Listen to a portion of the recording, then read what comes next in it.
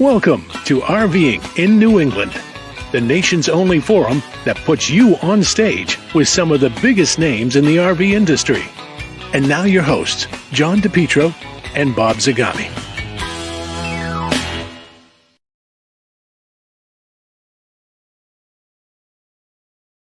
Oh, boy, that was a slow roll. My goodness gracious. It was a slow roll. Good evening, everyone, and welcome to RVing in New England. I'm the principal host, John DePietro, and I'm bringing along Bob Zagami just because it's Wednesday night. We've been doing it for 9 years. I'm the new intern. The new intern. He's learning the ropes. Struggling to be successful in a tough industry. Yep. But we want to thank you so much for being with us tonight and let you know that our show is brought to you tonight and every week at this time by our friends at Seacoast RVs in Saco, Maine, proud sponsors of RV in New England. They have crop park models. They have elevation park models. They have Winnebago towables and Winnebago Class B and Class C. Family fun on Route 1. And Amanda, Kenny, and the whole crew up there, nice people, always glad and appreciative of their sponsorship of our show. Bob, we have... Wait, before you do that, let me tap into the expertise of our audience. We've spent some time out at Elevation RV. We talked to Trevor Krupp today about what can the industry do to promote park models more. Now, Seacoast RV doesn't need any help. They've got 30 of them on the lot. They're the largest, dealer in the country. Just about. What are you eating? Well, you know what? I thought I would start a new tradition while I'm doing this show from our outdoor broadcast studio on my deck. It's actually chilly. I might have to put a long sleeve on. Last week, is that a mozzarella stick?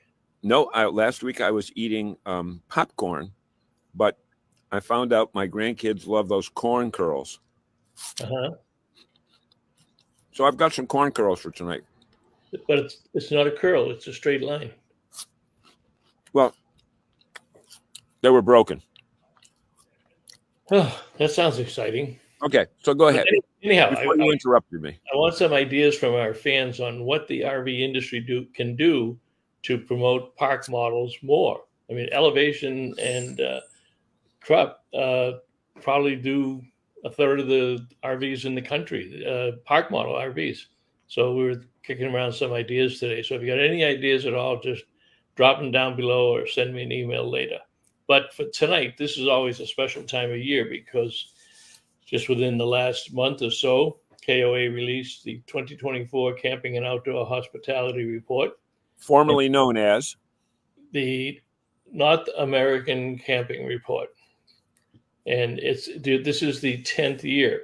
So it would be appropriate to bring the man who has done all the market research for all of those 10 years. And hopefully the next 10 years, you've seen him on the show before.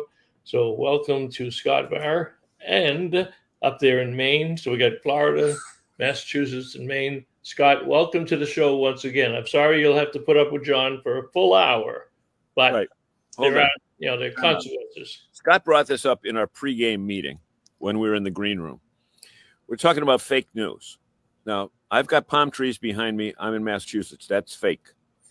Zagami is in Florida, and he has the Portland headlight behind him. That's fake. Scott is the only legitimate journalist here this evening.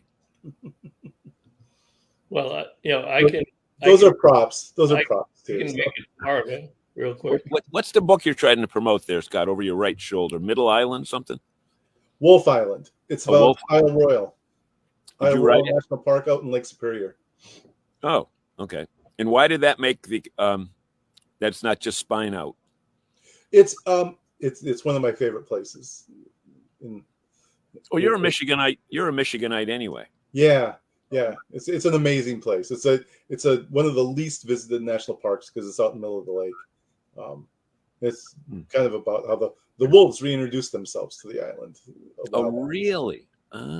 Well, we've got a great show tonight. Actually, you should talk about introducing yourself.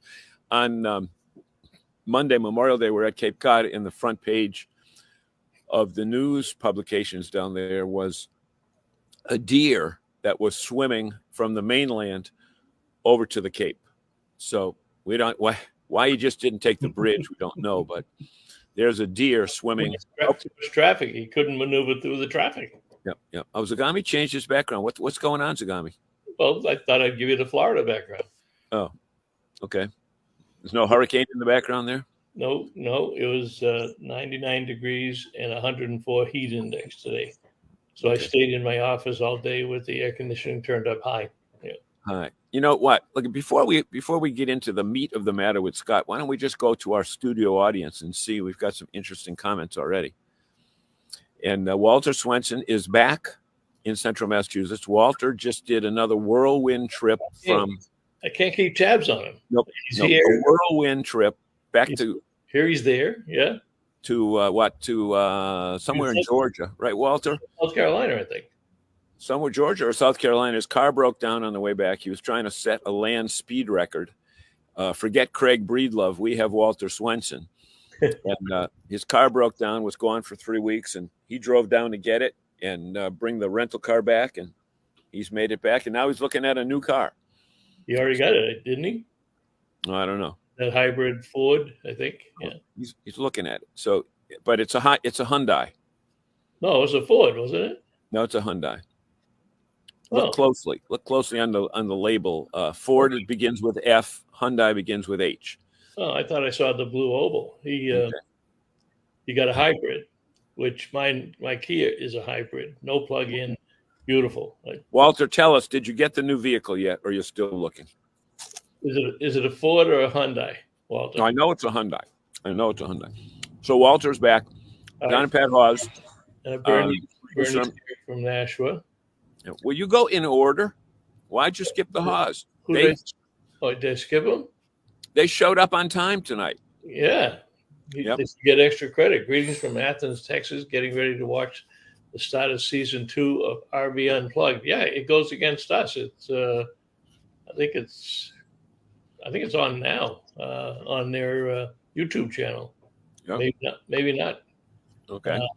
Put that on record and stay here. Going to need more packs. Not sure what he means with that. Yes, that was the question, Bob. What was the question you asked about what can we do to get park models more popular? He's answering the question. Going to need more parks. Right. Yeah, or campgrounds that will build out a park model section. Yeah. Right. Bernie says he has an idea for somebody here. Walter was in Savannah. Okay.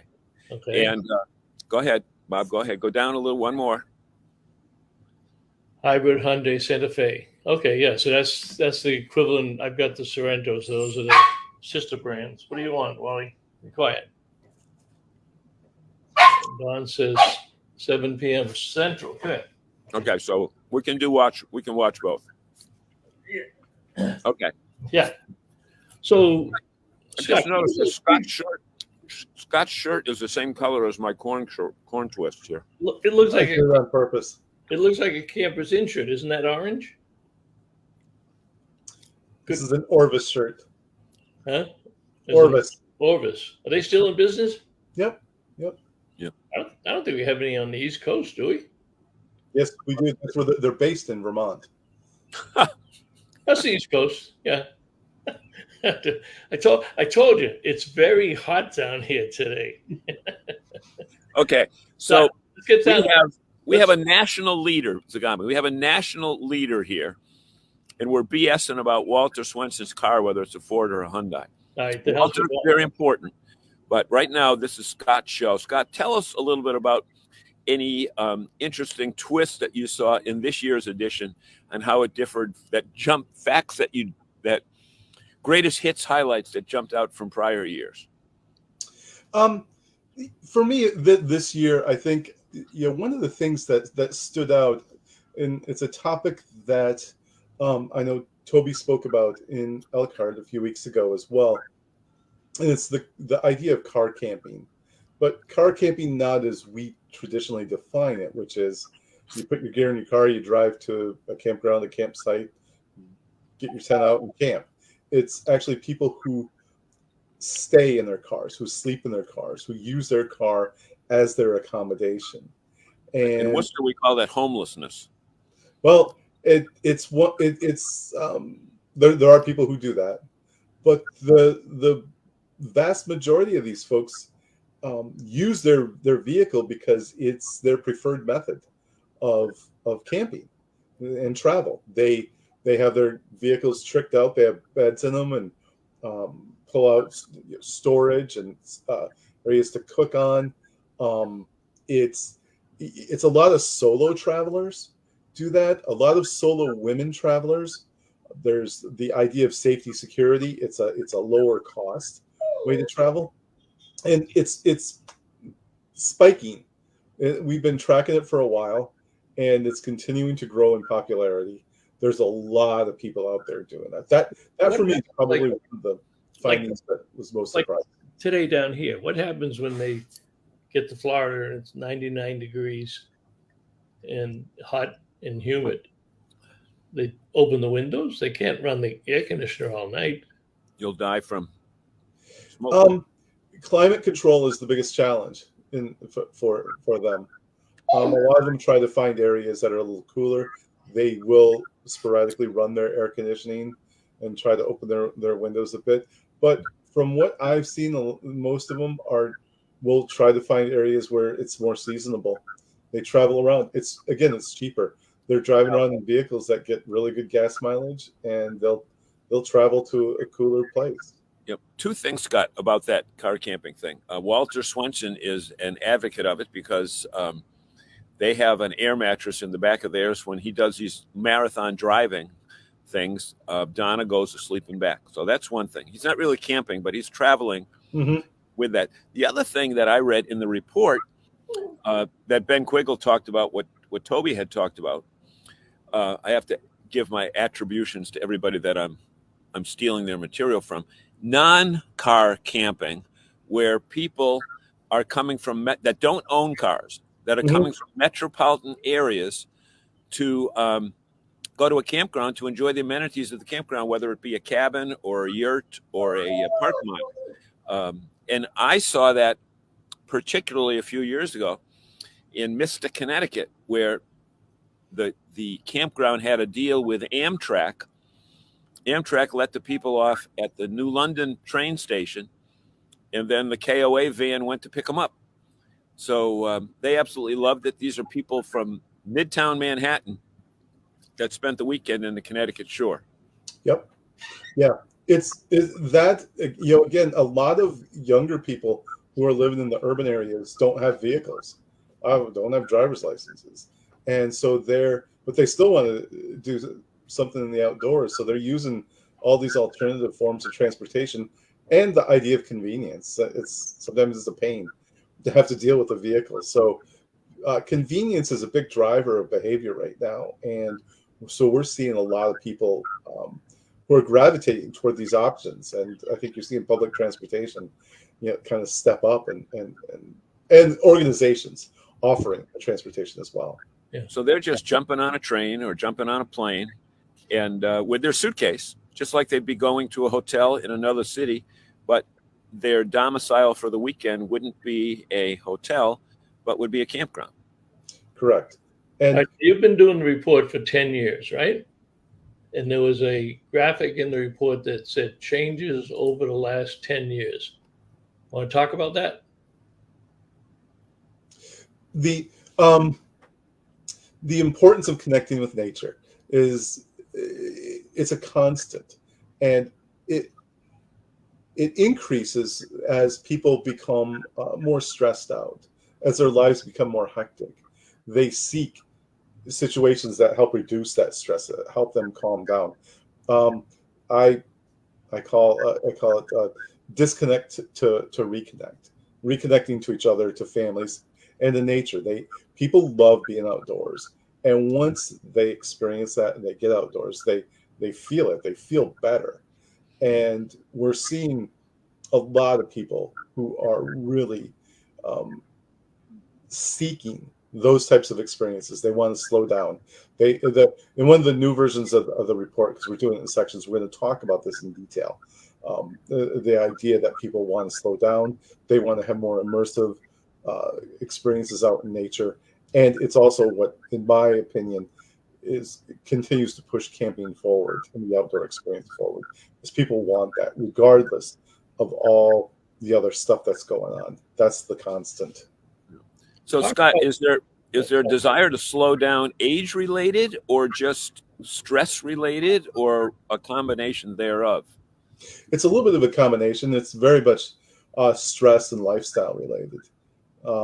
The desire to slow down is actually it's a little less among the older segments, because in many cases people have already slowed down a bit. It's a lot of the younger people whose lives are pretty hectic. A lot of them are no longer working remotely. People are going back to the office, and they could work remotely before, so they would already kind of be out there as they choose, but not so much anymore. So the desire to kind of get away from the office, to get away from the commute and all those things, and the everyday stressors is stronger now than it was, I think, even a couple of years ago.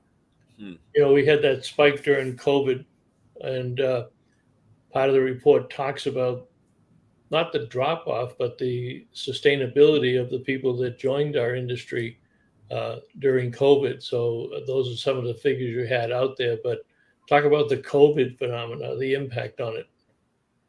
Yeah, obviously COVID brought a lot of new people into the outdoors, into camping, and that there was some staying power with those folks, and we're still seeing that. I think what's important to consider here is we were on a growth trend already, and COVID really pumped that up. And so you can see that we're still, 3.8 million households above what we would have expected without COVID. That's a lot of people still out in the outdoors.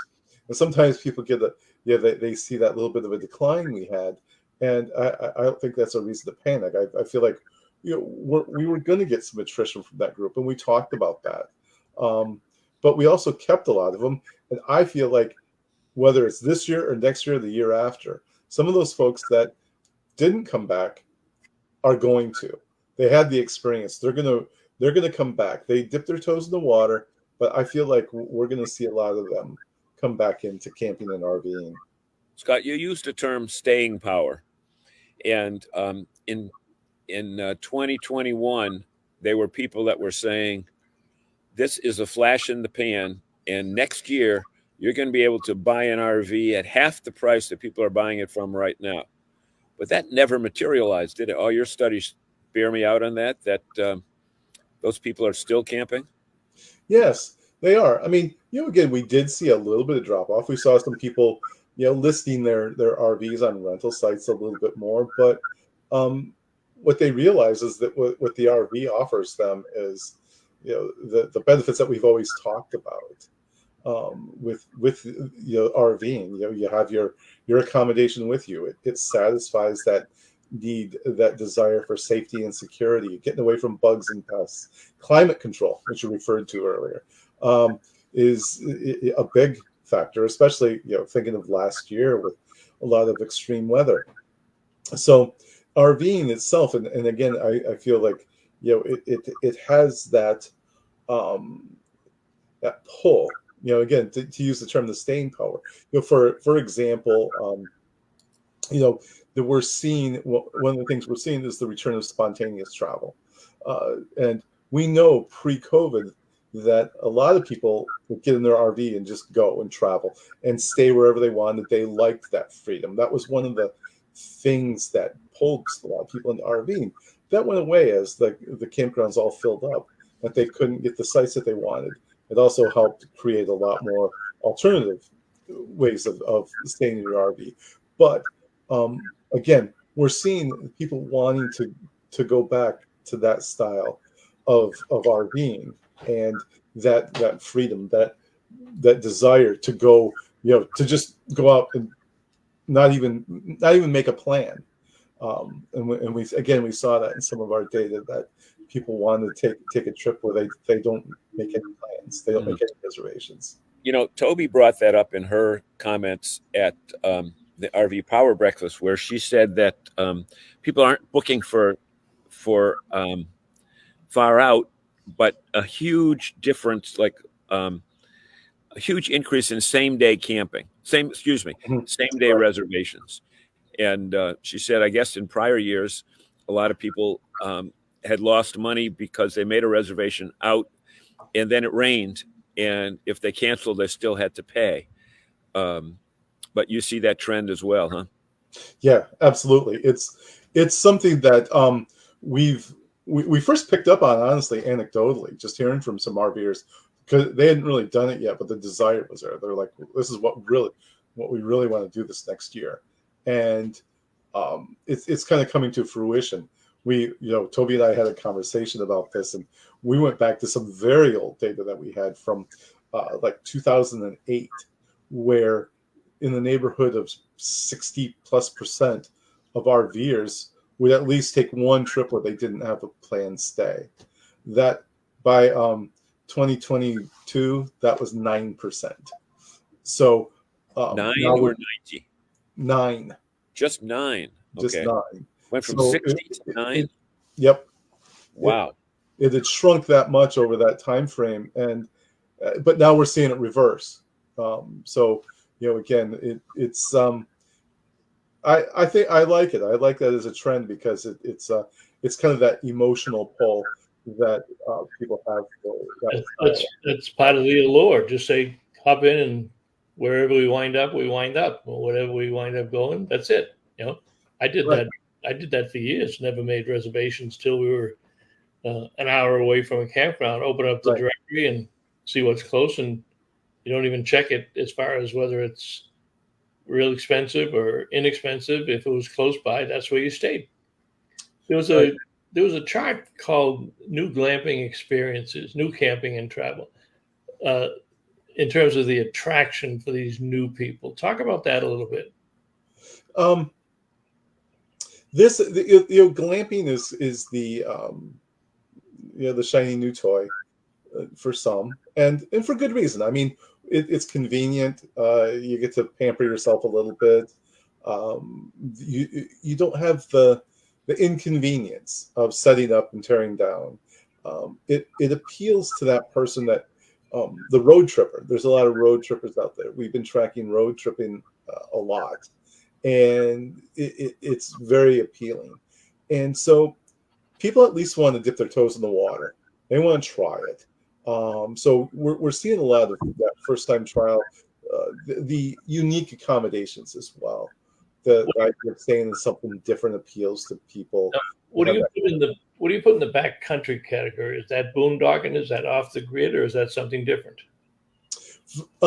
In backcountry, I typically define as there's two types. One is on foot, and the other is by vehicle, which would be like overlanding, and as well as dispersed camping. So dispersed camping kind of overlaps some different types. For example, you can go to a national forest and BLM land and just pull in. That's dispersed, but you off the road far enough, you're kind of overlanding. So it's it's vehicle or by foot. I split them out in general, but it's interesting that there's some commonalities between the two groups of people. Scott, I think one thing that this report really shows this year, I think more than ever before, and Toby brought it out as well, is that today it's not just park in a campground or a hotel, but there are so many different options, even when you have the camper, that you don't necessarily need to go to a campground. And Toby is unbelievable when it comes to looking at statistics and saying, look, this is trending. We've got to get on top of that trend. We've got to figure out, why we don't want to lose those people to, back road camping or back, the overlanding stuff. They want to be relevant and still continue to be the choice. We have a new fan for those folks that missed us last week. We had Fred Hirschberger, who hired Willie Miller to work on the Columbus and the River Ranch park models. And the show absolutely took off. I just sent out a note a little while ago. This is last week's show is going to probably go past 10,000 views before the time we're finished up tonight. So not to put any extra heat on you, Scott. Our new fan, bring it. New fan is a superstar, and if you haven't checked out Columbus or River Ranch yet, you better do so, because there's 10,000 other people who are going to be standing in line. Which also, John, probably doubled Willie's quota. He probably won't talk to us anymore. Hey, that's last week, we did the show on Wednesday night. We were introduced to Columbus, and then on Thursday, I was heading to Cape Cod in my RV, and the first unit that I came across that passed me was a Columbus unit, which I hadn't seen one before. That was probably Willie going out there looking for orders. Audrey says we rarely do that. Rarely. Now, does that mean she really stops instant, contemporary, spontaneity, or no, we run into spontaneously? Because look at, we all know Audrey well, in that she has this rest of the year planned out from the minute that they'll leave their house in Millbury to when they'll arrive at the place, right. And probably has reservations for every activity nearby. That's right. So she doesn't start camping until the spreadsheet is filled out. Right. From May to September, all around the country, every park, every meal. Amazing. Bernie says, "Great catch, Fred." Oh, great catch, Fred. Willie Miller will take great care of your business. Well, he'd better. Bernie used to do what Michelle Fontaine did all the time. They have side conversations. Who's he converting with? With Fred Hirschberger. Okay. So Audrey says she's not spontaneous. We know that. Yeah. But you know what's spontaneous? The fact that it's just about 7:30 and time to hit the button to pay some bills with our friends.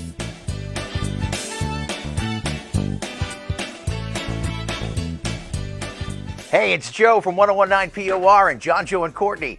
We're back for another exciting season of Seacoast RV TV. Today's episode is brought to you by the letter W.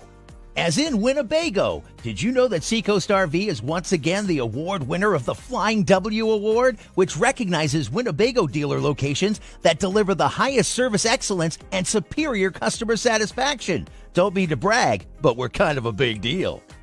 Speaking of Winnebagos, how about the Winnebago Access? Come on inside and take a look around.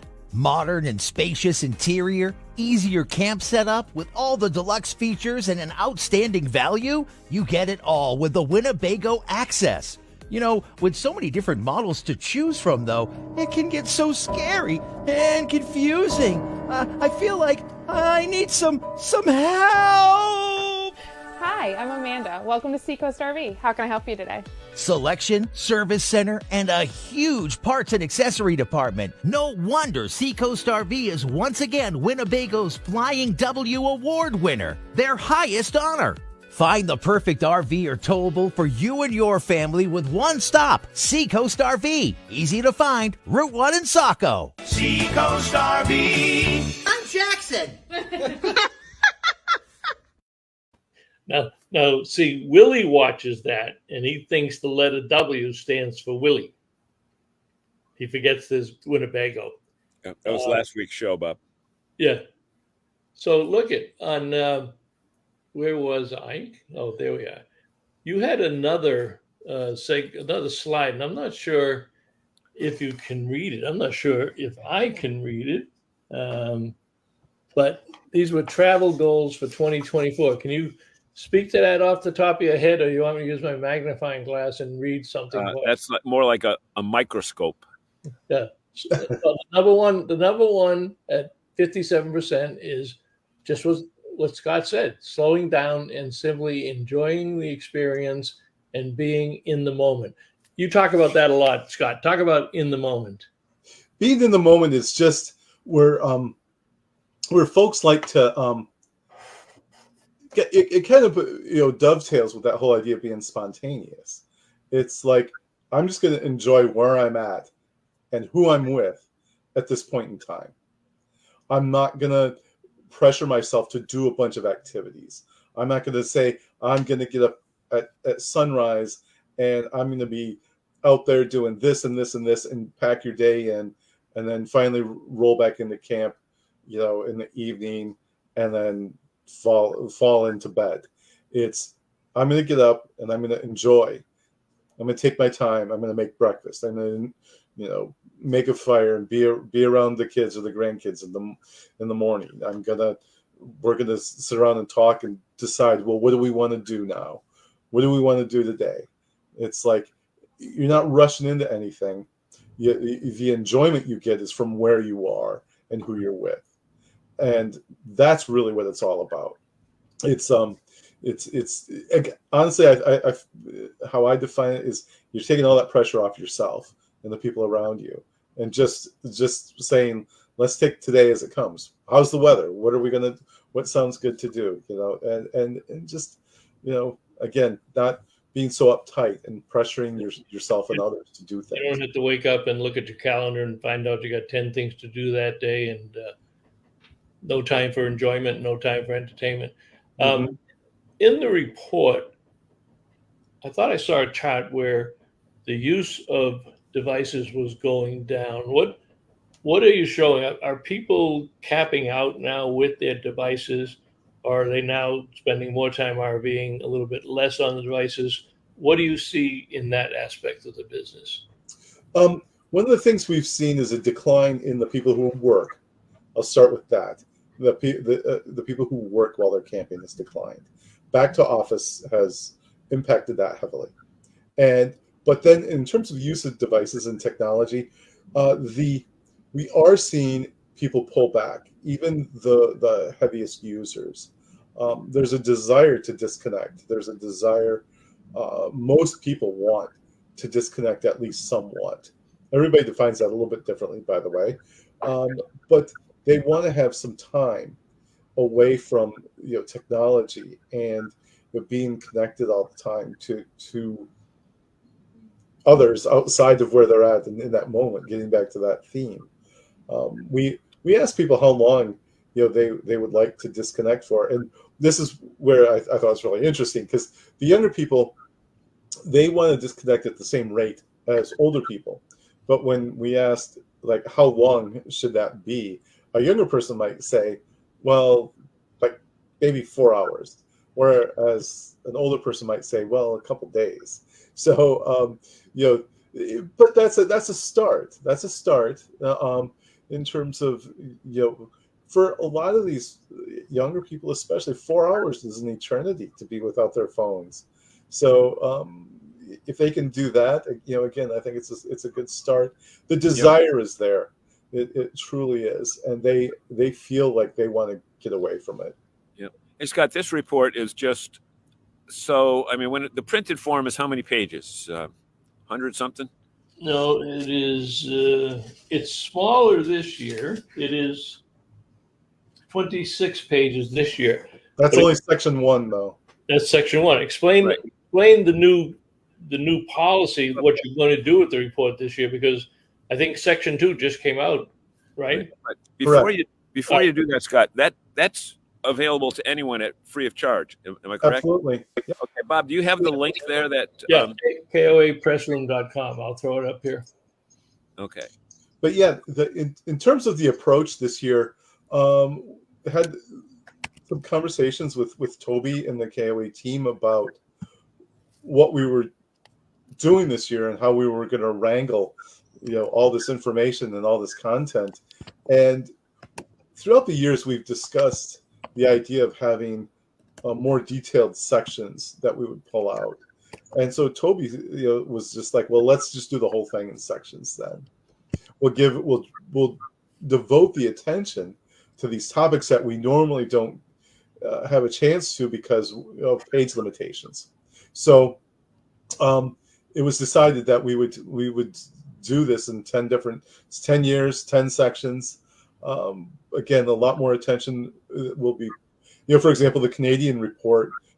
In the past, Canada had like one page pullout, and now they have their own report. And you know, we've spoke a lot with the folks from Canada, and they're very appreciative of this because we've asked this information about Canada. But there's tremendous. You know, we have so many people go up there, but this is a tremendous report. That's where I saw the Wi-Fi thing. the importance of Wi-Fi went down to 41% from 50. This is from the Canadian report. Sure. And talking about working and camping, this is the percentage who worked while camping. Now, 2021, 22, that last one must be 2023, right, Scott? Yes, it is. Yeah. So it's going down in 23. The others that you have, so I think you said that the issuing of the reports will be somewhat unorthodox. It might be 2 weeks, it might be 4 weeks. And of course, a lot of that probably depends on you finalizing the reports for them. But what's your plan for these sections? So what you want to do, folks, is save every month and put them in a 3-reading binder. So as you get them, then you'll have that 100 or 150 pages, and it will be the Bible for the next 12 months. But if you look at the titles, you're going to have top level overview. That was the first one, camping in Canada. Next one's going to be camping trips and travel experiences. Then a whole report on glamping, whole report on outdoors and wellness, health. That's important. The camper profile is next. Economic impacts, campground modernization, families and kids, and accessibility. That's quite a list of items that people would certainly want to know more about. What's your favorite one, Scott? Well, it's like asking what's your favorite child. It's Okay, what's your favorite child? I'll make it easy for you. I only have one, so it's pretty easy. No, I think it's a close tie almost between experiences and the wellness section, because I feel like those two really speak to what's at the heart of what it is we all do, which is, people do this, for the experience, and they also, those emotional connections I always talk about, and the idea that people actually use it for wellness. I saw today a statistic, and it's not verified. It was by Microsoft that said something like 40% of work at home parents go for days without getting outside. And I think that's just super sad. And, because we all know the benefits of being outside and how that promotes, and it's been shown, doctors prescribe the outdoors to people now. So all those studies show that, during the COVID years, companies were worried that they weren't going to get productive employees. The reality is that the employees still got up at same time every day, but instead of having to dress and commute an hour to an hour and a half at the office, they went right to their laptop and began work sometimes an hour and a half early, didn't take a full, didn't go out with a colleague for lunch or a business meeting. And so they were at their desk a lot longer. But the reality is that you can sit at your desk, your home office, and not get up all day long, and not get out, to walk from the parking garage to the building, and then the building to the parking garage, or down the street to the restaurant. So very, very interesting aspect of what you just brought up. Well, there is an opportunity for the RV industry and the outdoor hospitality industry. I don't know if you've noticed, but on television lately, there have been a lot more ads about mental illness and some of the remedies and some of the programs that people had. We just had a report today down here that the very first gym, it's called a mental healthness and fitness center, where they're talking openly, they're addressing it, and being in the outdoors is a tremendous remedy. So does that in that wellness issue, do you get in that deep into it? But we know that there's a future there for people to be involved with camping and the outdoor experiences with respect to mental illness. We get into it, probably not at that level, but we get more into the what people do and how they what the impact of being in the outdoors has on their wellness. We even talk about sleep, which is super important. When I was in Florida at their conference just last week, I spoke with a gentleman. They run a park, and they call it a wellness park. It's a wellness campground, and that's what they're promoting, and that's their whole business model is focused on that physical and mental wellness. And I think it's a fantastic idea. Well, isn't that one of the areas that you cover because people want to be outdoors, they want to live in the moment, but there's a big trend now for campgrounds to improve or install new amenities. Yes. Yep. Absolutely. It could be, having spa treatments, massages, to, saunas and jacuzzis, to having, people come on site and do, yoga and all these guided wellness hikes and trips and so on. It's like, it's growing, and I think we're going to continue to see it grow a lot. I think having those opportunities at a campground is what a lot of guests are really going to seek out. Hey, folks, if you just joined us, our guest this evening is Mr. Scott Bahr from Cairn Consulting. He is the single most influential person in putting together the KOA camping report that talks about everything that has gone on in the past year in the industry, and most importantly, what's coming up in the industry. But I think the most important single aspect of that report that our audience should be aware of, Scott, is that the people that you're getting this data from are real live people. These are not put together by PR agencies that are hired by the RV dealerships or the RV manufacturers or the campground companies.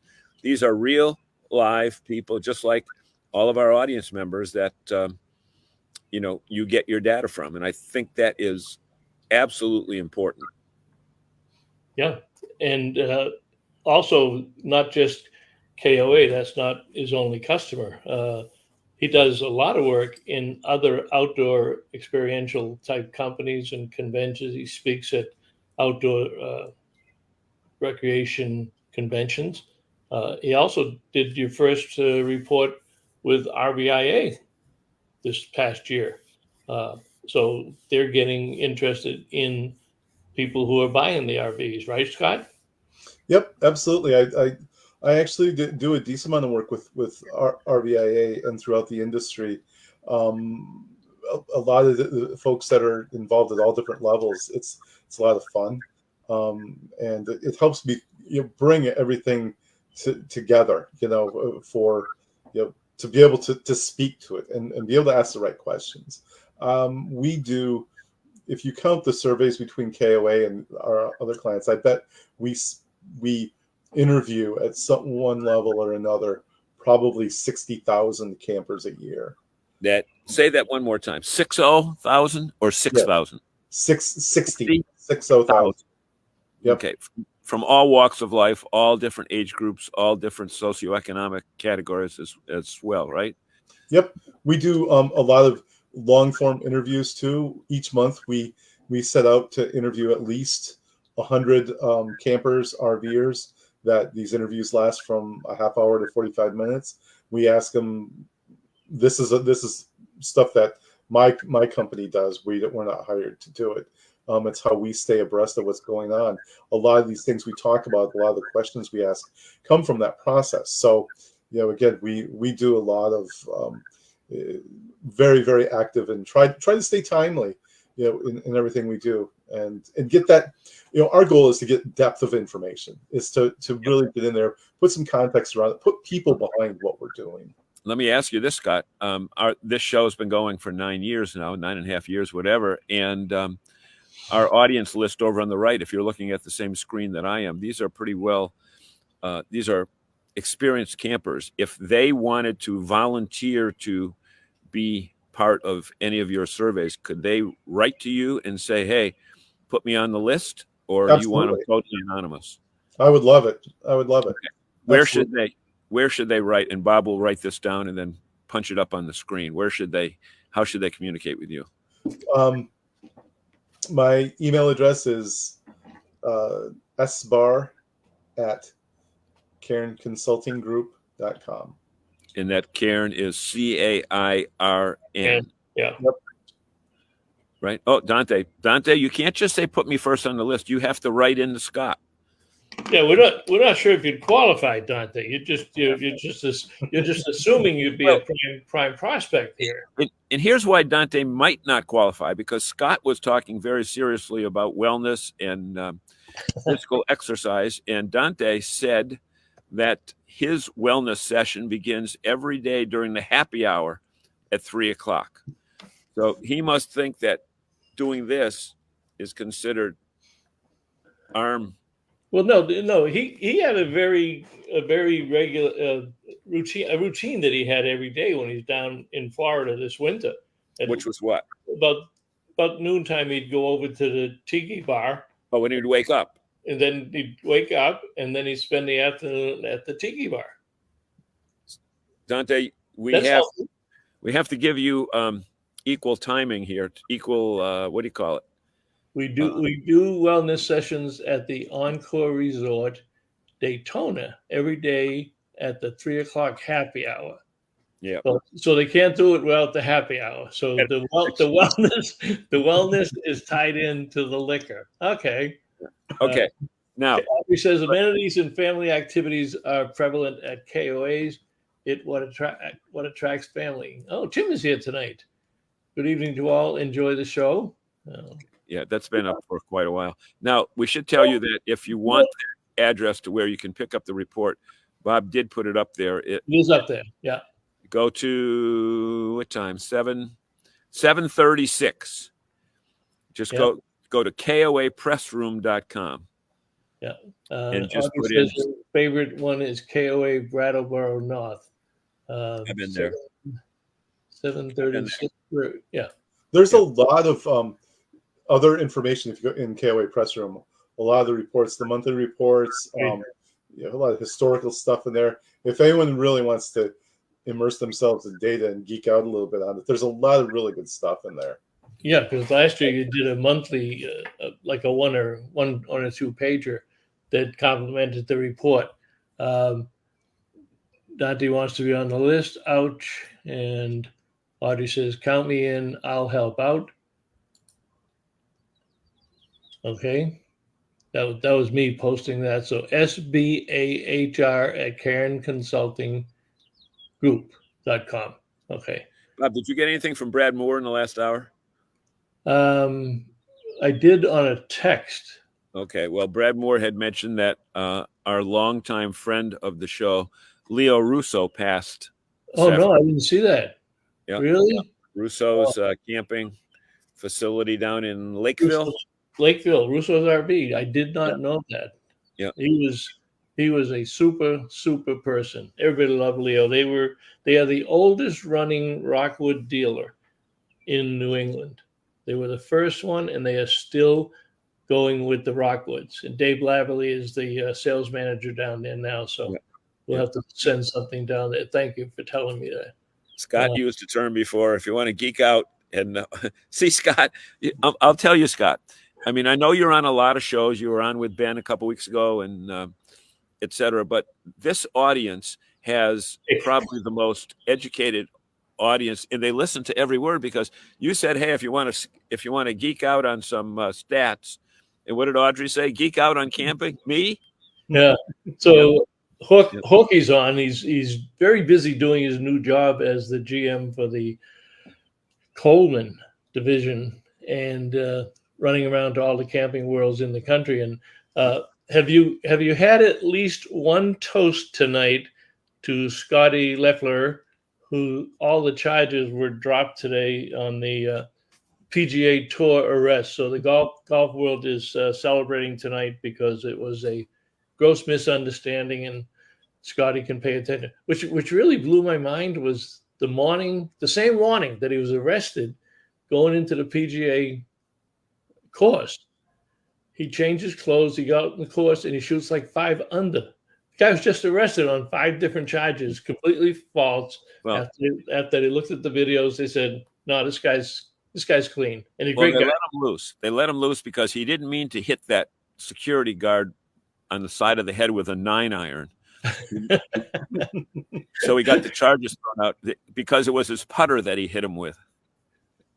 That's So, hey, Horky's got to be happy because if you've seen any of the Camping World national spots in the last few days, they're showing all of his Coleman products. Coleman products, yeah. $98 a month. Yep. For a Coleman product. So I said to my wife today, just at 5 o'clock when we were watching the 5, that Horky's got to be happy because there's promotion for him right there. So what's your next gig, Scott? Where are you going to be talking, or what are you working on these days? I'm going to be in Washington, D.C. next week for RV's Move America Week, for hanging out with the RVIA team down there. I do some work with them. We're getting ready to. And I've never gone to RV's Move America. One of these years I'll get there. But that's good to go down and hang with the boys. Yeah. Yeah. It's good to just have the opportunity to talk in a different environment with people.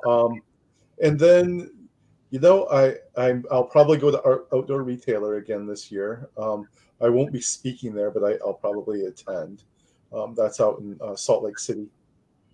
How many RV people or campgrounds go to RV Retailer? Not many. But it's just different crowd.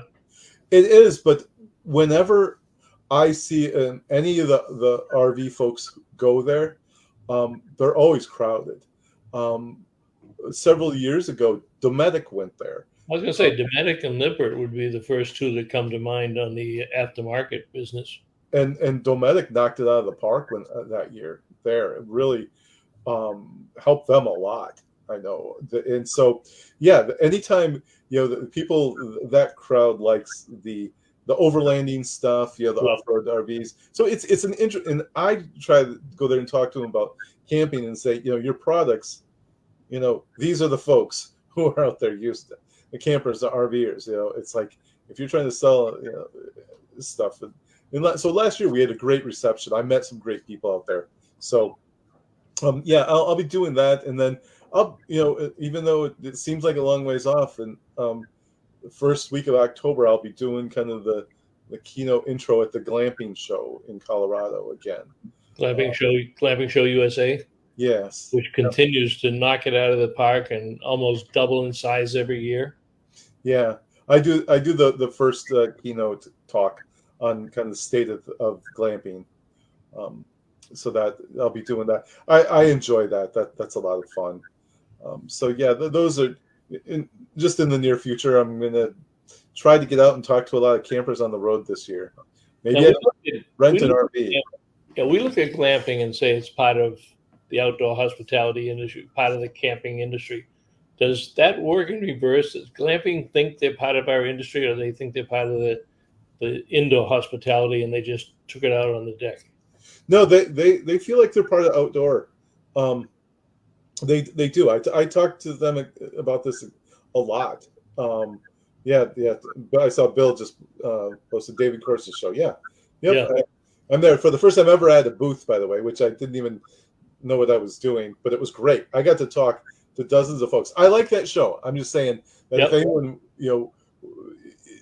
even being part of the RV industry, I think there's an opportunity with the RV industry with glamping, by the way. A lot of these parks are putting RVs on as glamping accommodations. So it's very popular. You're talking about park models earlier. This is a huge opportunity for park models. I would think so. Yeah, I would. There were a couple of park model folks there last year. So what they do? They don't call them park models. They just call them tiny homes, and people see it differently. So it's a great opportunity. Yep. There's a huge difference though with park models and tiny homes because there's so much more room in a park model. Yep. You got up to 400 square feet. Tiny homes, a little bit different. Scott, you said you want to rent an RV this summer and hit the road? I do. we might be able to help you out with that. All right. Well, let's talk then. You want to come to Worcester and pick it up? Okay. We have some people that are friends at Fuller RV that I'm sure would be happy to work with. Yep, no question. Yeah, we bring David, of course, on once a year to talk about the glamping show. We got a few minutes left, Scott, and one of the sections in this year's book is talking about the next 10 years. So you've lived the first 10 years. You've been a major part of it.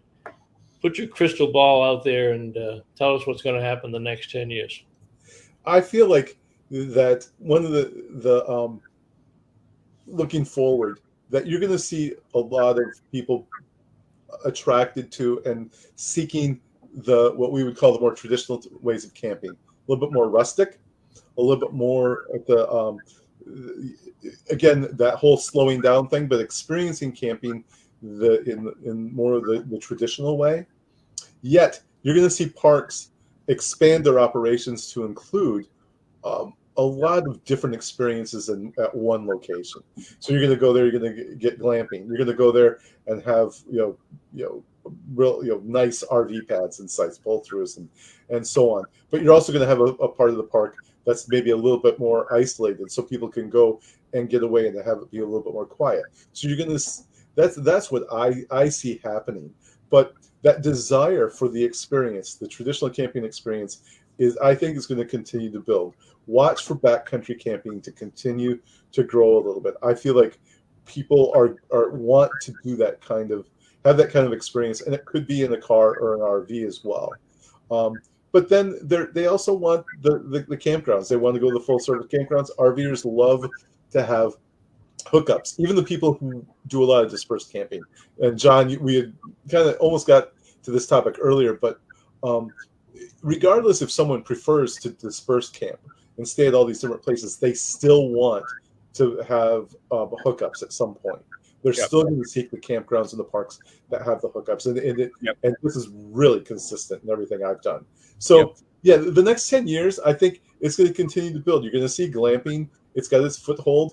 Glamping primarily gets that person who is the typical leisure traveler that wants a little bit of an outdoor experience, something different and unique. Campers will still use it. They'll use it for base camp. They'll use it for road trips. Convenience is a huge factor. I think RVing is solid. It'll continue to grow. I think the innovations still need, let's grab some of those car campers. Let's figure out a way for the industry to capture more of those folks. But that's kind of in a nutshell where I see it. I don't think, I don't see these big revolutionary changes happening.